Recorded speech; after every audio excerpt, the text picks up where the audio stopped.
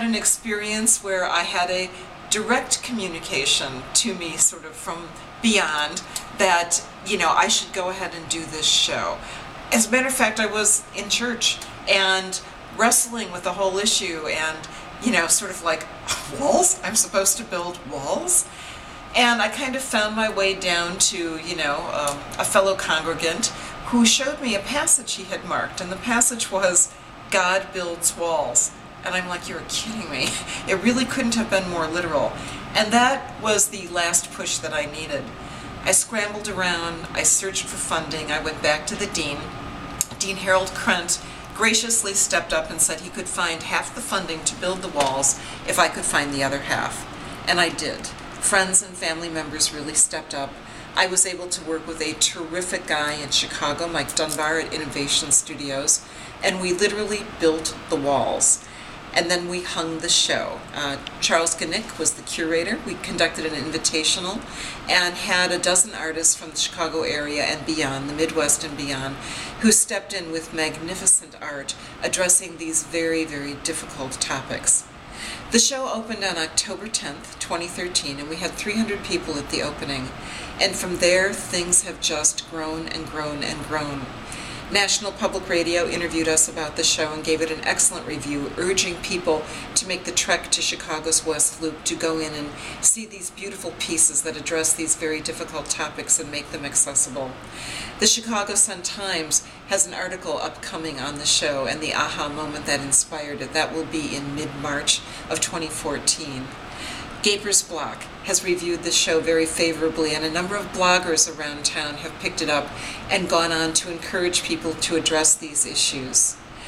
The Beverly Arts Center will be picking up the show when it completes its run at IIT Chicago-Kent College of Law, and that will be in April.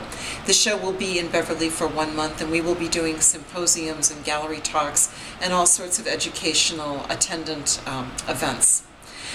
A few other things have happened as well, and all of these are very directly related to that moment on the stage at TEDx IIT 2013. I have been asked to participate in a panel taking place on March 4th, 2014, at the AMC movie theaters, on Illinois, where there will be a preview of a film called Honor Diaries. Honor Diaries is a documentary about female activists working at great risk in honor cultures to change these criminal traditions. I will be on a panel with several CEOs, including the CEO of the regional YWCA, and I'm happy to say that the YWCA has decided to pick up these issues and take them on as a local cause so people can understand how locally these issues then relate to the bigger global level.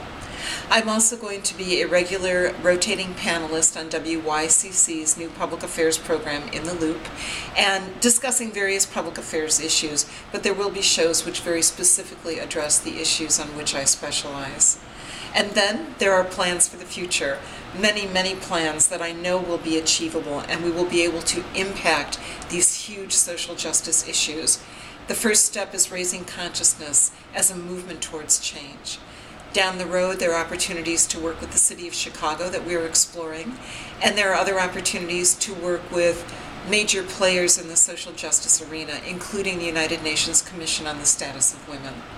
All from that moment that I stepped on the stage at TEDx IIT 2013 and began the, planting the seed, the magnificent process that has now grown to this moment.